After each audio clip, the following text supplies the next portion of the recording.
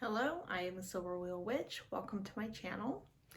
So I'm really excited today that I am going to do a tag video. I wanted to start doing tag videos, and I thought that what a better way to get into it than one that helps you guys get to know me a little bit better, a little bit more about my craft. And so I want to first start by saying, before I get into it, that I am very grateful for all of the wonderful support from this community. It has been absolutely amazing. My channel has not been up very long, but I have received nothing but absolute support, positive words in the comments, and I am so grateful, I can't even say. So thank you to everyone who has supported me in this. It has definitely been a learning experience, and I'm really enjoying it. So with that, the tag that I want to do today is called What's Your Craft Tag. It's a pretty big one. It's got 30 questions, and some of them look like they're actually like 2 or 3 questions rolled into one. So we'll see how that goes. I did my best to go back and find the creators, and I found mention to them. I don't know if I'll be able to actually make a link to them down in the description, but I will put their names. And it looks like the tag was co-created by an Ashley Michelle, and I've actually seen her listed also as an Ashley Adulting, and a Julie Mango, the Island Alien. So thank you for creating such a wonderful tag. I will list all the questions down below in case anybody else wants to do this tag. And with that, let's go ahead and get into it, because there's a lot of questions here. So the first 2 questions, or the first question, we'll start with the first one. A couple of these I might mix together because there's so many. The first one says, when did you first know you were a witch? I'm going to change that question a little bit and say, when did I first feel like I was a witch? So, because I feel like pretty much my entire life, what I can remember of my life, that I've had a call or an interest to witchcraft. But for most of my life, I kind of pushed it away. And then when I finally started to look into witchcraft, I didn't consider myself a witch when I first was researching it. My thoughts on that have changed now. I think when I finally made the decision to go after my heart and what I wanted to learn and start practicing witchcraft, I believe now that that is when I would say I was a witch. Though I think it's been in me to develop to this point in my life the whole time. It's been an opportunity for me. I just maybe younger in life wasn't ready for it. So I would say that probably about a year into researching and learning about witchcraft and actually doing spell work, that it wasn't until I was doing some spirit work and received a witchcraft name, one that I don't really share with other people. That is when I considered myself a witch. But looking back now, after years of experience and practice, I would say that as soon as I decided to be a witch, that's when I was a witch. Question number 2, how long have you been practicing? Just over 6 years. If, again, going back to when I decided to start learning about witchcraft and practicing it, it has been about 6 years now. Question number 3, what kind of witch are you? That is a hard question for me to answer, in the sense that I feel like the kind of witch I am is that I am a witch. But there's a lot of different traditions and practices, and then there are different aspects of witchcraft. And I feel like in trying to describe to other people what I have learned and what I practice, I try to put a label on it. But I don't do so well with labels. I tend to not fit into labels very well. And it's kind of something I have to work on because I've been trying to put myself into somebody else's box of a label since I've started practicing. And I think I'm finally just deciding that, you know, I'm an eclectic witch because I haven't really found a path or a practice that I specifically fit into. There are aspects from each that I love, and I haven't found anything to date that this is 100% me. For instance, you know, I wouldn't say that I was a druid, or I'm definitely not Wiccan, though the stuff that I've learned has been influenced by that, whether I knew it or not when I first started. I'm not a traditional witch, though I can relate to a lot of practices that I've seen so far. So as far as traditions go, you know, I am open to finding one someday in the future, but I don't have a specific tradition, so I call myself eclectic. I will say that a lot of people will call themselves a green witch or a gray witch or a fire witch, and to me those are aspects of witchcraft. Well, people could take one aspect and make that everything that they do and turn that into a personal tradition or practice. I do a lot of different things in my practice.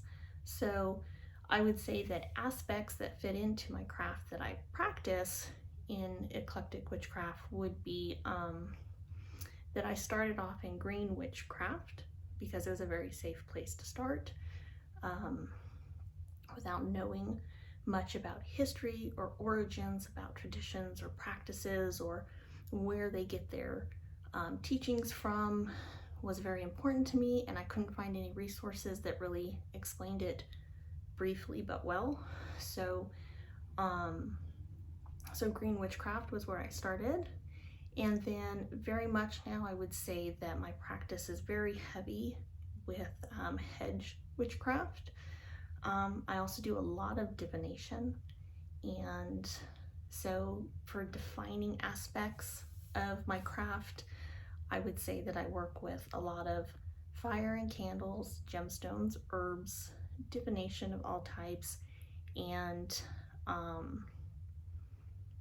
a lot of meditation and hedge witchcraft or shamanic journeying, or there's a lot of different labels. And again, those labels I haven't really found one that I fit into specifically, so we'll just call it hedge witchcraft.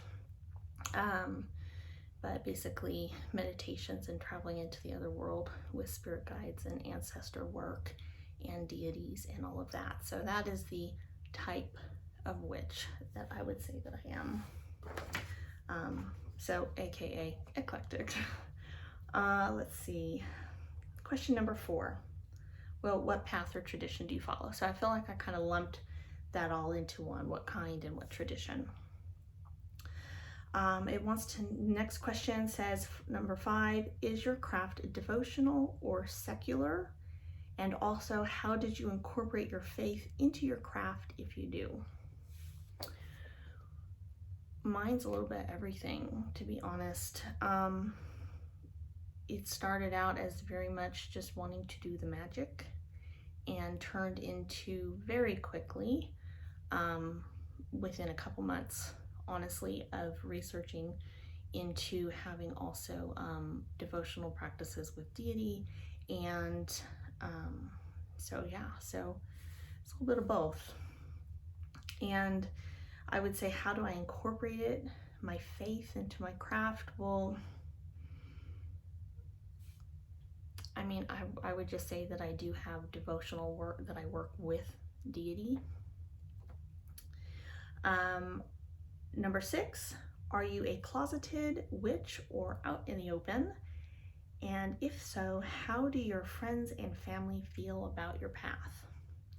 A little bit of both. It is definitely not a secret. I am not ashamed of it. It's not something that I feel at this time that I need to be in the closet about. When I started, I definitely was. But for the last 3-4 years, I haven't. If people find out or know, or they're close to me, they know. That's fine. But, you know, if I meet like my neighbors or something, unless somebody asks or they come into my home and they see my stuff, it's not something that I bring up to people. You know, if it comes up, fine. If it doesn't, then that's fine too. I typically don't share at work just because I don't see any reason to. I mean, it's my job, it's a paycheck.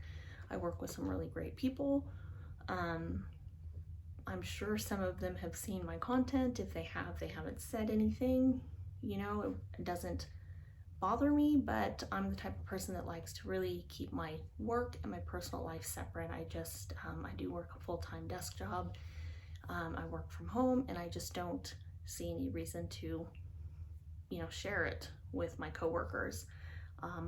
Wouldn't be the end of the world if they knew. It's just not something that I share with them intentionally or purposefully address it. My closest family and friends all know and are all very supportive of me. Everybody I know has very varied and different beliefs, and everyone just accepts and respects everyone's belief systems, so that is nice. Let's see. Number 7, are you solitary or are you in a coven? I'm definitely solitary. I will say that for a long time I really wanted to be in a coven. I think a lot of new witches kind of want to feel involved or included, and a coven seems very appealing. I just personally have not found that. I haven't found the right group of people. I haven't found the right tradition or path that fits me perfectly, and I have come to very much be very comfortable with who I am in my practice as a solitary. I am definitely open to working in a coven at some point in my life if that becomes available, but it's definitely not something that I need or feel like I have to intentionally seek out. It's just, you know, if I find the right group of people and it happens naturally, then that's wonderful. If not, that's okay too. So I'm definitely solitary at the moment. Question number 8, what's something you wish someone had told you or something you wish you knew when you first started?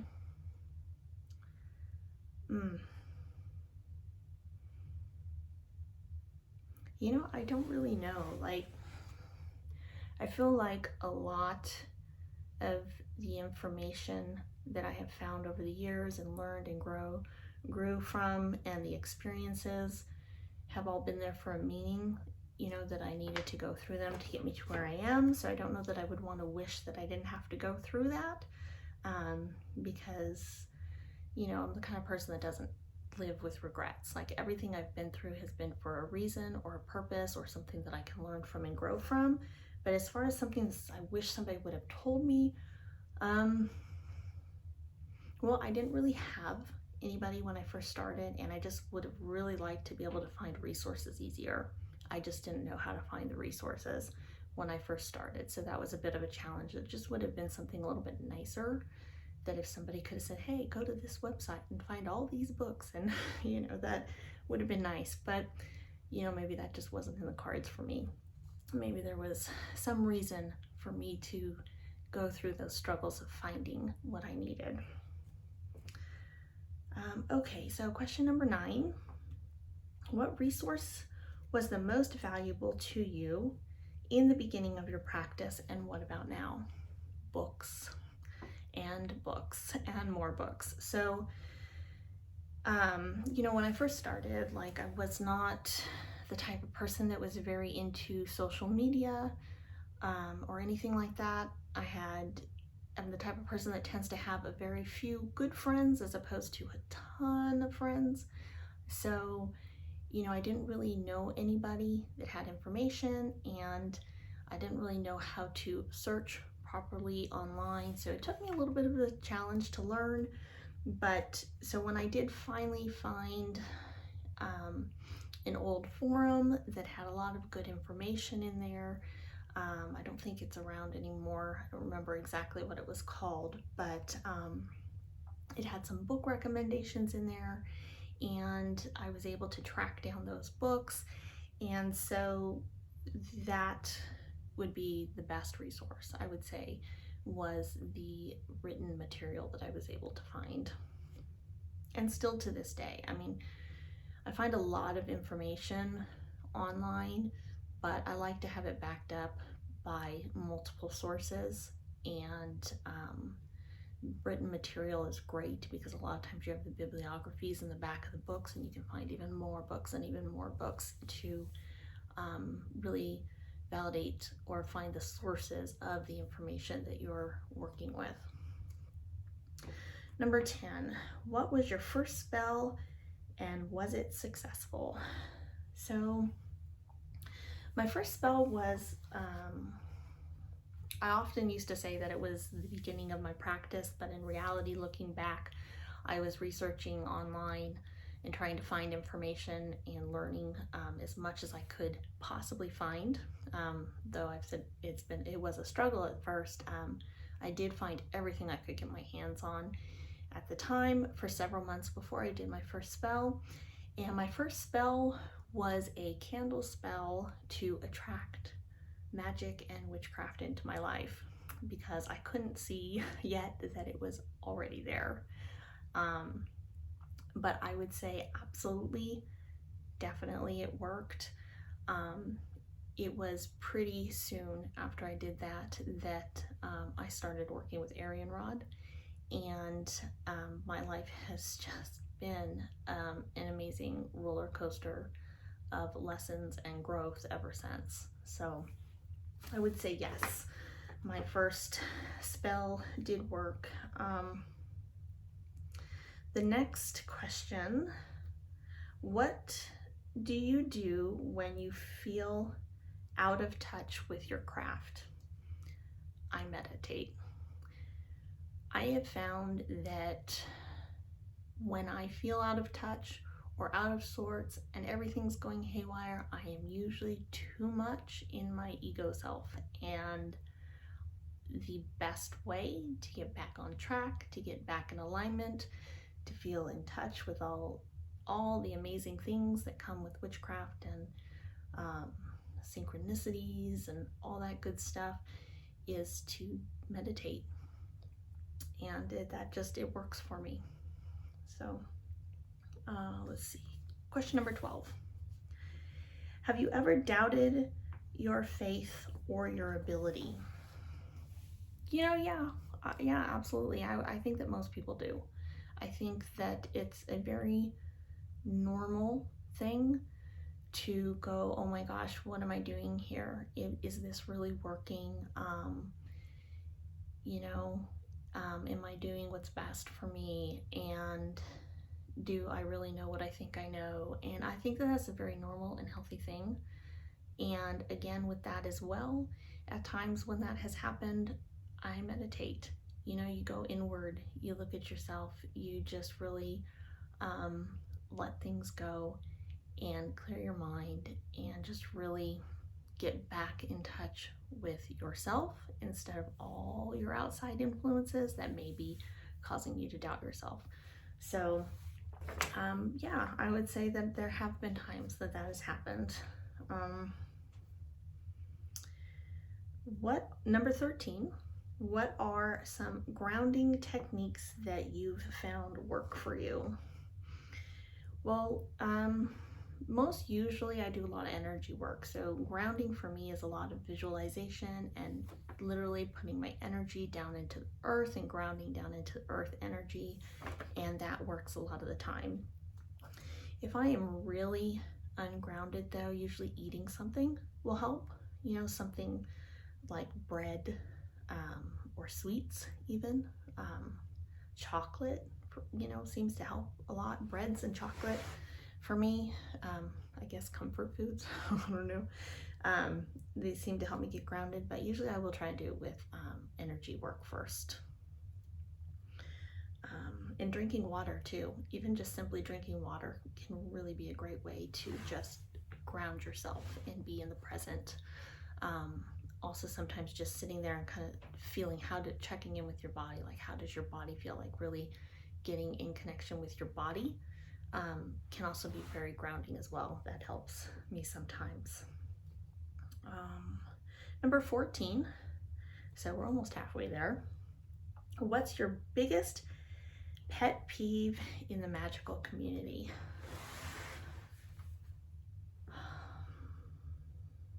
So I would say first that it is my personal belief that if you come across things that are huge pet peeves or things that are triggering to you or upsetting, that often it is the universe giving you an opportunity to work on something about yourself. So I usually try to approach those situations as an opportunity to work on myself. Why am I experiencing these energies? Am I intentionally putting myself around these types of energies in a community that I can separate from, that I don't need to be a part of if they're not good for me? Or is it something that is really bringing out in me something I need to work on? So I'll start with saying that, but then I'd say my biggest pet peeve, and I wouldn't say it's a pet peeve, I'd say it's more of an observation. And I'll give you an example of basically just all I know is my personal experience. And all any person can really do is be responsible for themselves.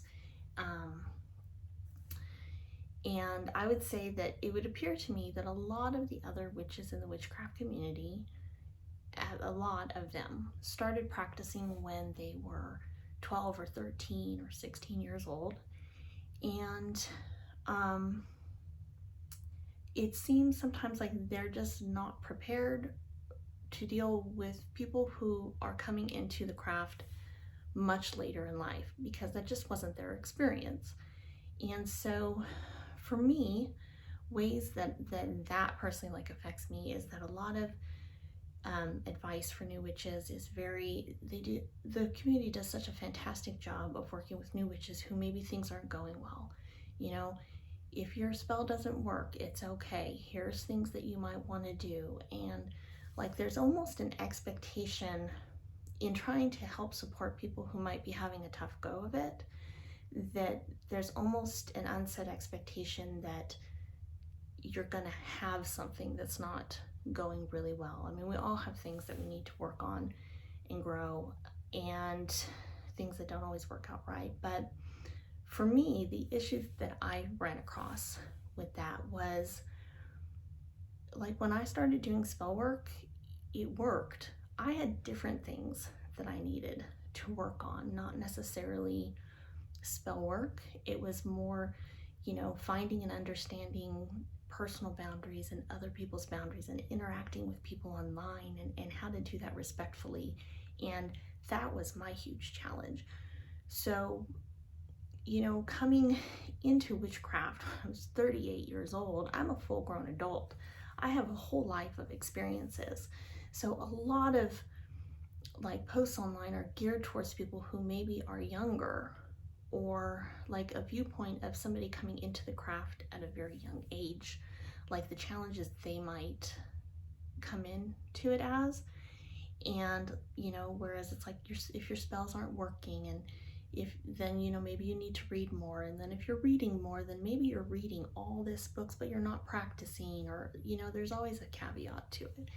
And for a lot of people, I think that that's very true, and it's very good advice and helpful. But, you know, for me, what it did was it made me feel like I couldn't say, I did this fantastic spell and it worked, because I didn't want to sound like I don't want people to think that I'm have an inflated ego, or that I know what I'm doing. Like these particular things, I felt like I have really not shared things because I don't want people to get the wrong impression.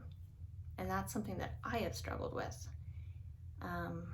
So I would say, you know, that would be for me the biggest challenge. So I mean, I would really rephrase that question, not a pet peeve, but the biggest personal challenge that I have had within the community was that I have really had to learn not to dumb myself down in front of other people in certain situations, or diminish what I am or what my strengths are. We all have strengths and weaknesses.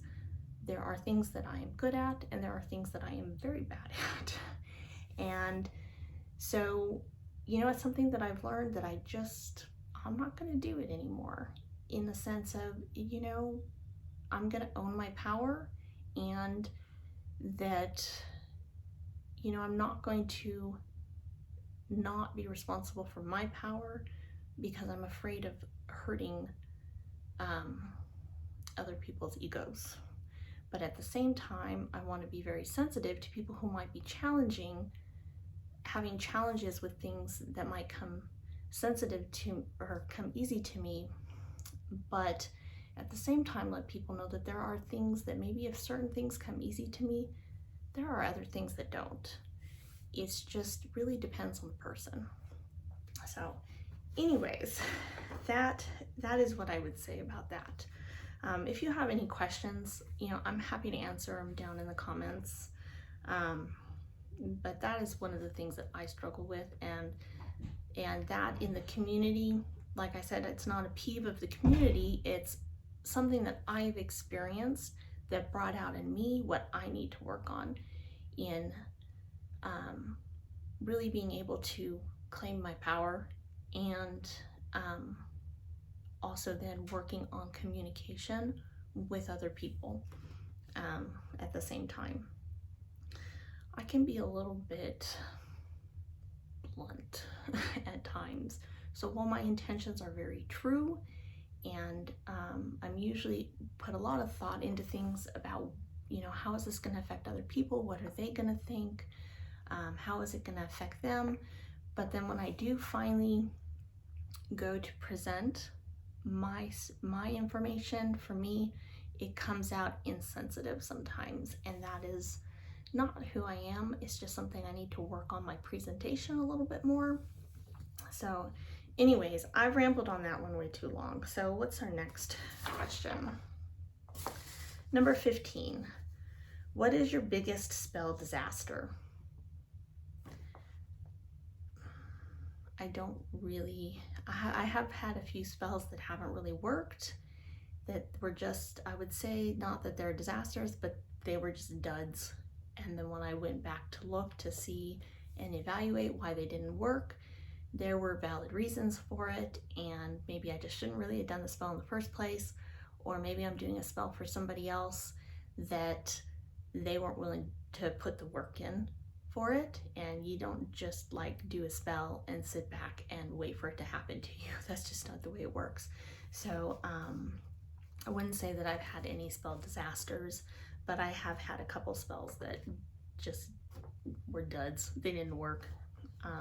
But there was, like I said, usually you can look into things and find reasons for that. What is your view on black magic?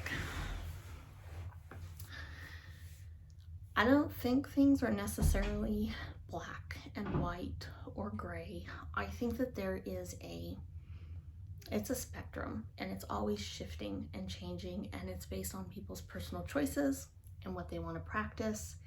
There are definitely more negative and lower energies, and more positive and higher energies. And my view on black magic in that sense, if you're looking at it as people who work with darker entities or beings, or darker energies, or they have ill intent towards people, that's not something that I work with personally. But you know, who am I to judge another person for who they are? I don't know where they've been in life. I don't know what their purpose is here in this life, what they're working on in this lifetime. And so, you know, while black magic is not something that I work on, you know, it is for some people. It's there. And I will say that it's not something I'm scared of. It's not a threat. Just for me personally, in my life, I've known enough darkness and evil or sadness and pain and grief and just all those negative low vibrations and lower energies. And I just don't like that energy. I don't work with it. I just don't really want to be involved with it. I've had too much of that in my life. I've had experience with it, and you know, it's not a threat. I'm not scared of it. It's not, you know, ooh, oh my gosh, dark black magic. It's just different. It's just not what I work with. Me personally, you know, I work with more lighter energies because, you know, like I said, I just don't like working with the darker energies. It's just not me. It's not who I am in this life. And, you know, ironically, the one thing that I used to be afraid of was joy, you know, being happy. Like, not just like, oh, having a happy day, but like intense joy and fulfillment and happiness. So the darkness doesn't scare me, and it's there and people do it. But, you know, what I used to be scared of was that joy that I'm not scared of anymore. And that's what my aim is. So that's the energy that I work with. And so black magic, I mean, it's there. I can be friends with people who do black magic. I got no problems with it. I certainly am not going to put up with people throwing it my way, in a sense that usually I will just try to detach from it or not be around it. If I can, I definitely try to handle things as peacefully as possible.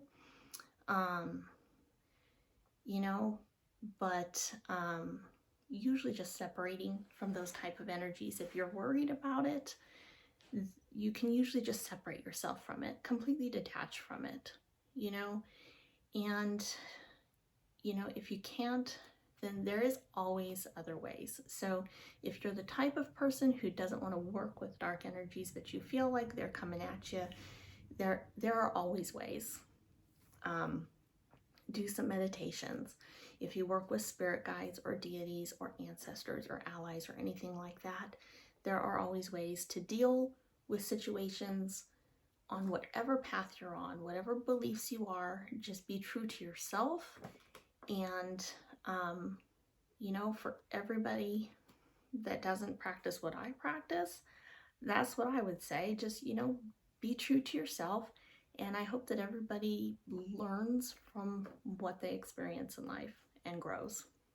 So, yeah, a little bit of a went off road with that one, but black magic. Okay, number 17. Is witchcraft an everyday thing, or is it only for special occasions? Every day, everything I do, it's in everything. For me, it's a way of life. Definitely, I try to find ways to incorporate it into everything. Maybe it isn't now, and there's always a balance between, you know, mundane life and magical life, and working it in and weaving it together. But for me, it's a definitely not a special occasions thing. It's who I am. It's what I do. It's what I practice. I choose to incorporate it into everything I do, even down to stirring my cup of coffee or how I deal personal relationships with people. You know, it all has an influence based on my magical and spiritual beliefs, which are magically based belief systems. So yeah, definitely an everyday thing for me. Number 18, do you meditate? Yes, yes I do. Anywhere from about 20 minutes to an hour a day. Some days just life happens and I don't get to it. A lot of days it's only like 20 minutes if that's what I can get, but what I really aim for, and when I say meditate, maybe I should clarify that. There's a lot of different kinds of meditation, and meditation is very big in my spiritual practice. So when I say meditation, it's usually what my daily practice mostly consists of. I do spell work, but maybe not as often as a lot of people would think. I do spells on really big things. I do spell work on life-changing things, you know, like for buying a home. Like, I wanted to get into a home, and when I started doing workings for that, you know, it took 3 years to manifest, but you know, it was a big spell. So But when I'm not doing spell work, most of the time it's more meditation and working with my ancestors and deities and guides and spiritual allies, and learning magical lessons, which are usually personal lessons that I need to learn to grow personally, so that then my craft and my magic can manifest when I use it. And that usually happens during meditations, which for me is everything from sitting and clearing your mind to visualizing an image and focusing on it, to doing visualization exercises, or listening to music and doing energy visualization, improv, basically like creating your own guided meditation spontaneously while listening to music.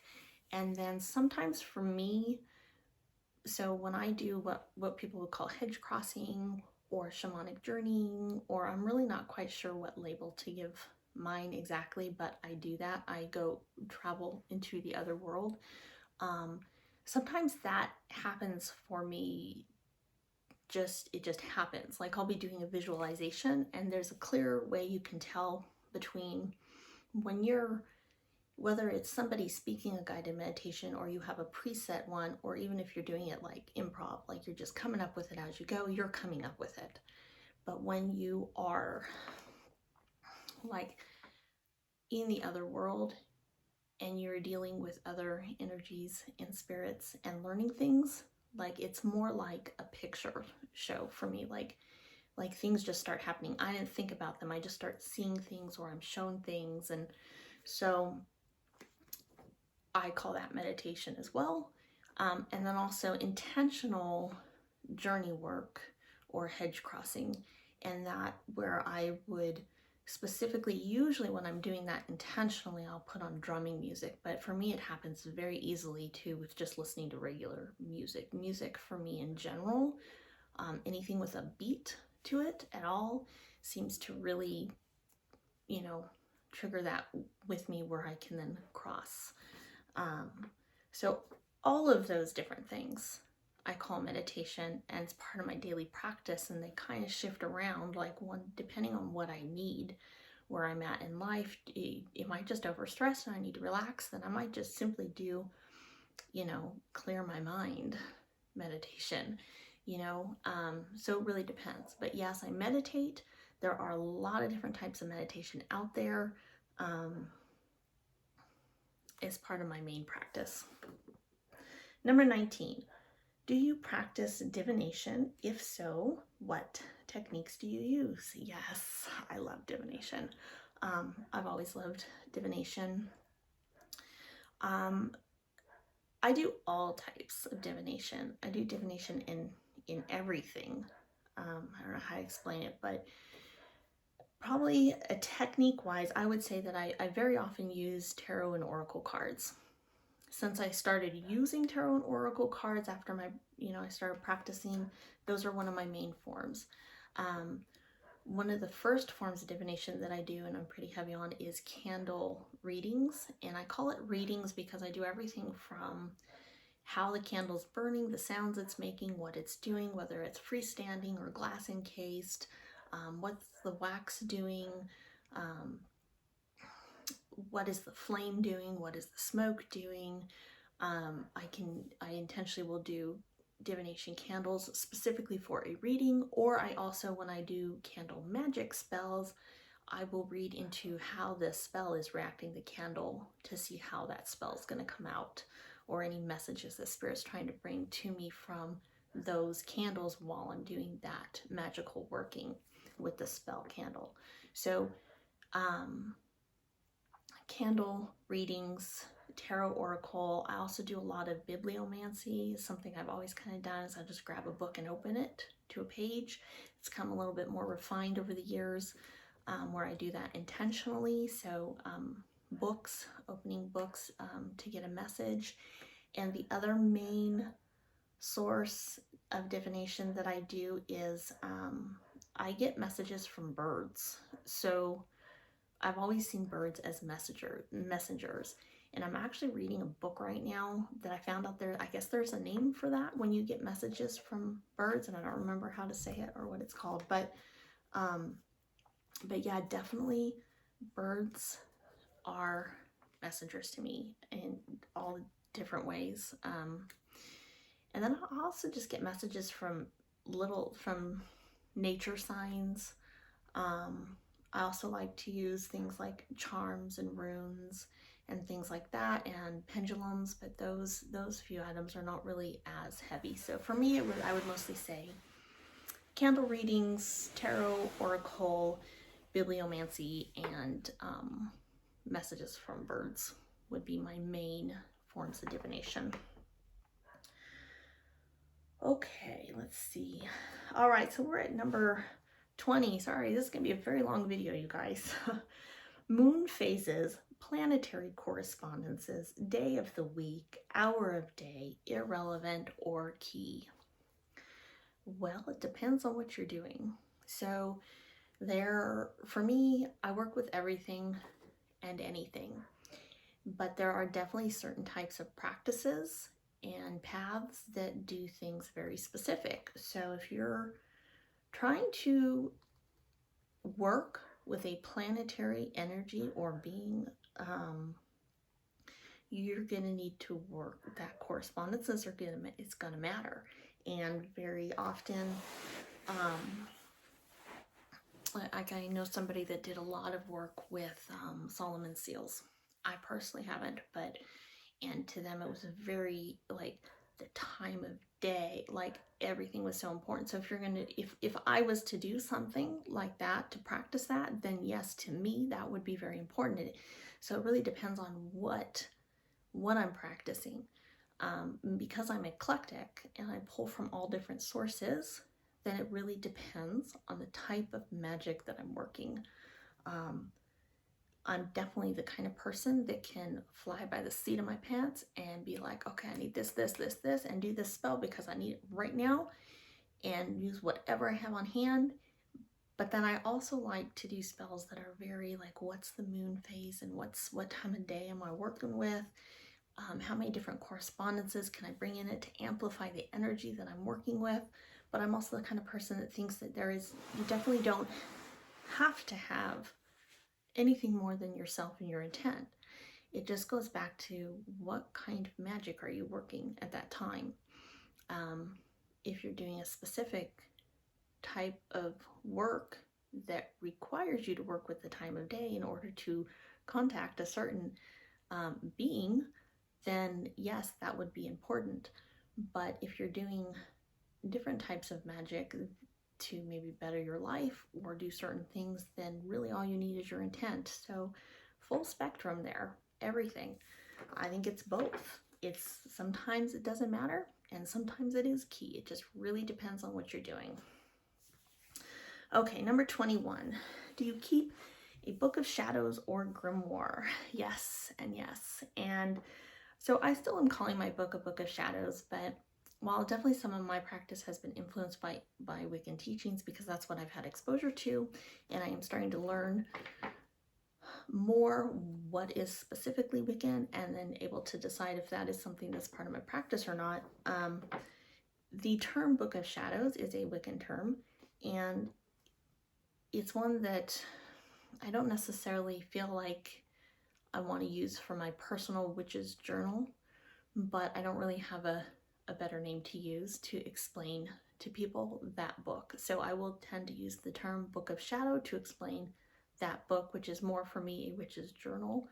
And I keep a grimoire. So for me personally, my witch's journal or Book of Shadows is everything personal. Personal details, personal experience, personal insight on things, for everything from dreams to divinations, to practice, to spell work, to things I'm learning, to song lyrics that are had a personal meaning to me. Anything personal goes into that witch's journal or Book of Shadow, and everything educational or learning or just wisdom, knowledge, something that other people could use or anybody could use to then apply to themselves personally to build their craft, I would put in a grimoire. So yeah, I keep both, along with a bunch of other journals, because I just, you know, I'm a Sagittarius. I've got all kinds of books everywhere. 23. Do you have an altar? Is it dedicated to any specific deity, season, or anything else? At the present moment, and this is fairly recent, I do not have a main big altar. I do have some smaller altars like my bedside table. I have my jewelry box that I use to hold all my gemstones in, and I have like a little mini altar on top of it that I use for little workings and stuff that I'm doing right now, or devotional things sometimes. But I do have also like, I guess you would call them shrines. For some reason, I don't really like that word shrines, but I think it's more of a programming thing. I just, you know, but I guess technically you would call them shrines. Like I have a little spot for my Aryan rod statue, and a little spot that I've created for, I've just recently started working with Cernunnos, and both of those are deities that I work with consistently. So Cernunnos is fairly new to me, so I don't have very much stuff yet set up on that. But most other deities that I work with are as I need them. Like they'll show up if I'm trying to learn a lesson or learn something new. But Aryan Rod has been with me from the beginning. I've worked with her consistently, and I feel like with Cernunnos it's going to be the same way because of journeyings and stuff that I've had are very similar to the same type of stuff with Aryan Rod. So it's a different feel in a relationship wise or working with deity than with the other deities I've worked with. So right now, altar wise, I more have these shrine areas and little mini altars. My big altar this year, I felt intensely to get rid of it. So, and I felt a little big draw to work with the earth, and what it's really come down to is I'm starting to work with Cernunnos, and I think that there just wasn't really any other way than to get me out of these routines that I've developed, you know, with working with an altar, to get outside of that, to get more into the spiritual aspect of it, because there does become a point sometimes when you have an altar and it just really can become more mundane and less spiritual. So in the past, my altars have been everything from working with a season to my altar, like my big altar when I had one wasn't really specifically to a deity. It was usually a season or something specific that I was working on, or an energy that I was dealing with or working on more specifically. And so right now I would say that my altar is my space, my entire room, my home, where I practice my magic. So I am very blessed now. I before, like I think I've said in another video, when I first started practicing, I had this tiny little spot on a corner of a desk to work with, and over the years I've managed to be able to be in a place where I have a room now that I can actually practice. So it's more of a temple, I guess, than an altar, and I'm learning how to have that transition to having a full space to work with, as opposed to a tabletop, and to get more personal and spiritual and in everything that I do with my practice than working on a tabletop. And that may not be that way for everybody, but I think for me, I had to detach from having that big flat physical surface that I'm working on and really have my altar be more experiential, if that makes sense. Okay, so hopefully that made sense. Thoughts on afterlife. I definitely believe in afterlife. I believe in reincarnation. Funny short story, when I was a little kid, I remember believing in reincarnation and trying to explain it to an adult. I think it may have been one of my parents or a relative or somebody. I was sitting in the front seat of a car, and I remember having this conversation, I was trying to explain to them, but people die and they come back to life. It's another person. And I was very strictly corrected on that. No, that doesn't happen. So I remember that as a child, and then somewhere along the way, by the time that I came back around to actually start practicing witchcraft, that I have really done some work on. I realize it is definitely my belief, is definitely in reincarnation. Right now, I'm kind of in that place where I think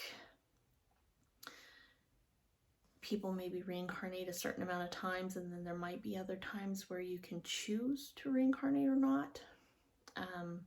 I kind of personally feel like in this lifetime that I intentionally wanted to reincarnate, and that I have had these specific challenges that I've had in this life for a reason, to grow and to maybe do some ancestral healing, and that I intentionally wanted that soul growth and experience in this life. So that's how I feel on that. Number 25, do you or would you teach and practice witchcraft to your children? I don't have any children. Yes, I would. So my husband and I's practices are quite different. And so if we had had children of our own together, then, they would be exposed to everything I'm doing and everything that he is doing, and wherever the interest was of the child to develop and grow and be interested, what they're interested in is definitely the direction that I would go. I would not force a spiritual belief onto a child. I have experienced that myself. It doesn't go well. It's just not cool. So, they, expose them. I would let them see and then decide for themselves what they want to believe in. 26.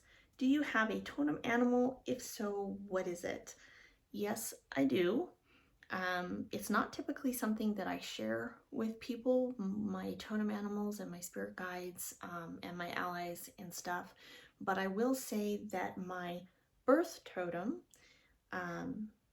is, in Celtic mythology, would be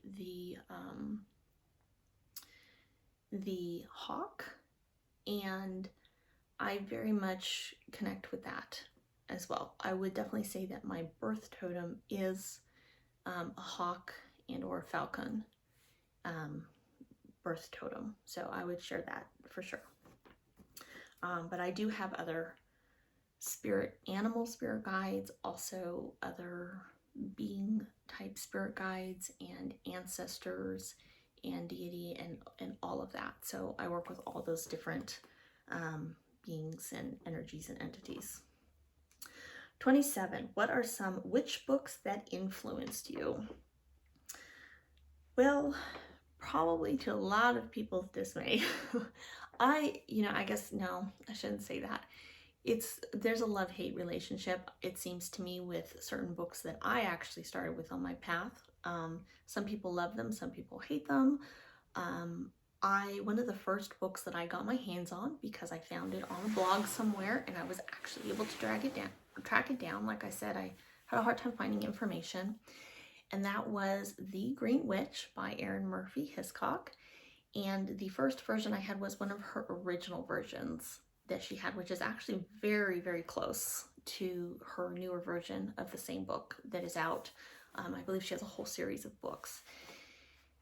And that book was very influential to me in the beginning. Like I said, I just started off doing green witchcraft because it was a very safe place to start.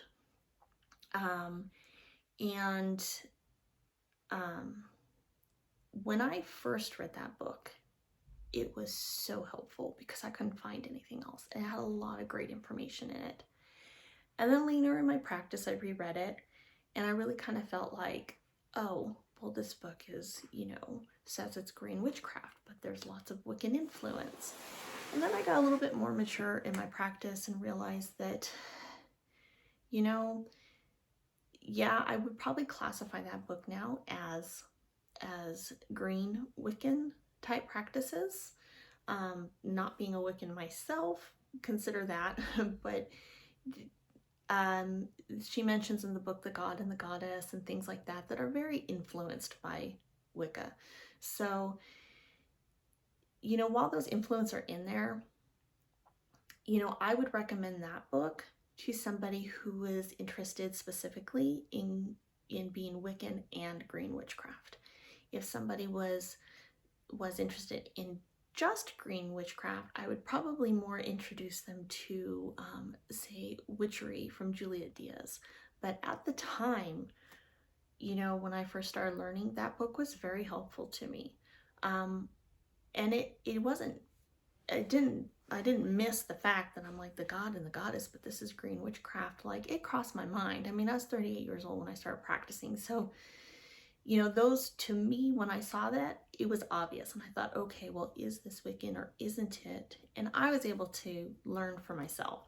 But if you're dealing with someone who doesn't know anything about the different paths, then it may be helpful to explain to them the difference between Wiccan green witchcraft and somebody else who just doesn't do anything with deities per se, but maybe just works with plants.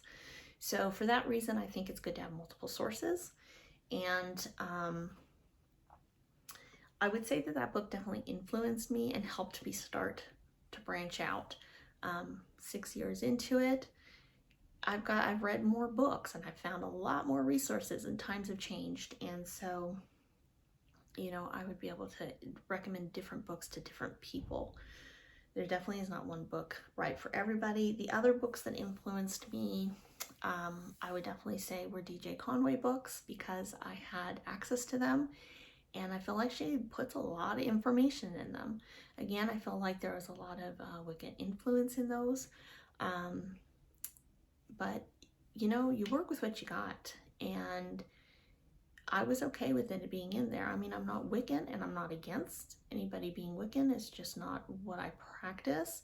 But I am starting to see how a lot of my practice has influence there, because there's not really good fine lines in social media these days. A lot of times there is somebody new. Like, I feel like that is something that's a challenge for new witches, is somebody who really wants to understand what are all the different paths, where do they come from, where do they pull their information, what are their core beliefs, who are their core deities if they have deities, and which one is right for me to make a educated adult decision on what path you want to go down.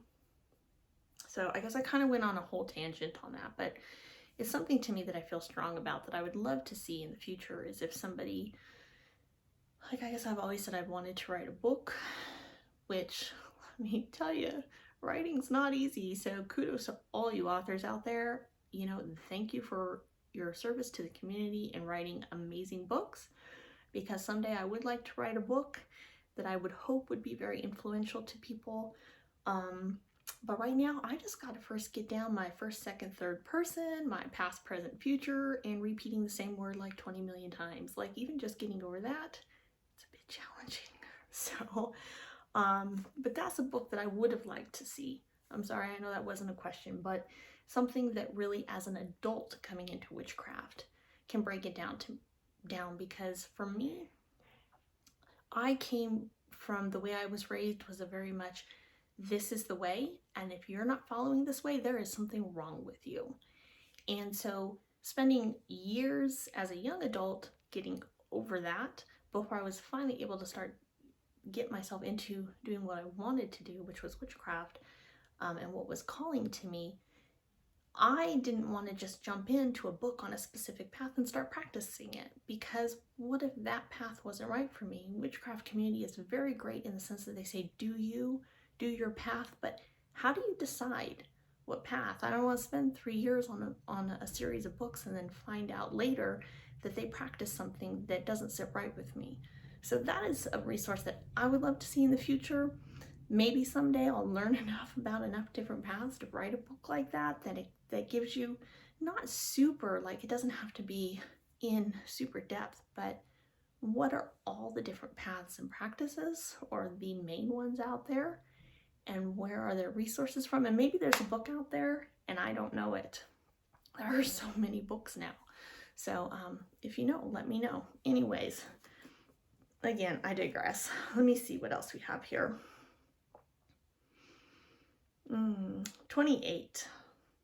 Tools. Handmade, natural only. I only need my will. Anything works if I want to use it. You really do only need your intuition or your own self, your intent. But again, going back to one of the others, it depends on what I'm doing. I use anything. I do. I like having nice, fancy, pretty tools. It's great. It's wonderful. I love having them. Handmade's fine too, you know, or picking up a stick that you come across on a walk for a wand, if that's what you have, or that's what you love. That's great too. Sometimes I have to pull herbs out of my herb cabinet instead of my witchy cabinet if I've run out of something. Anything works. You can make anything work. So do what's right for you. That's what I say. Do you have a magical name? I do. In social media, I go by the Silver Wheel Witch. I do have a magical name that I received spiritually that I don't share with people. And there's that. Okay, last question. Finally, number 30. So we've been on here far too long. It's been an hour now. Favorites. Okay, 10 questions in one. Favorites: season, herbs, crystals, runes, tarot card, symbol, or sigils. Or maybe they're asking which one is your favorite. I'm not sure. I don't have one favorite if that's what they're asking. If they're asking for each one. Seasons would definitely be Beltane and Samhain. I very much like the transitional and liminal times and seasons. So even times of day, that's not on here, but times of day, my favorite, I know a lot of witches love midnight. For me, the most powerful time is sunrise and sunset. Especially if I can be out in nature at that time and there aren't other people around. So powerful. Also, along with that, seasons. So Beltane, Samhain, sunrise, sunset. I was thinking something else and it just kind of completely went out of my mind. So we'll move on. Favorite herb? Yarrow. Definitely yarrow. Favorite crystal is black tourmaline. I love all crystals and herbs though, really, honestly. There are so many amazing ones. I also love clear quartz, and specifically for my practice, I really, like if I had to put one gemstone to represent my practice, it would be tourmalinated quartz.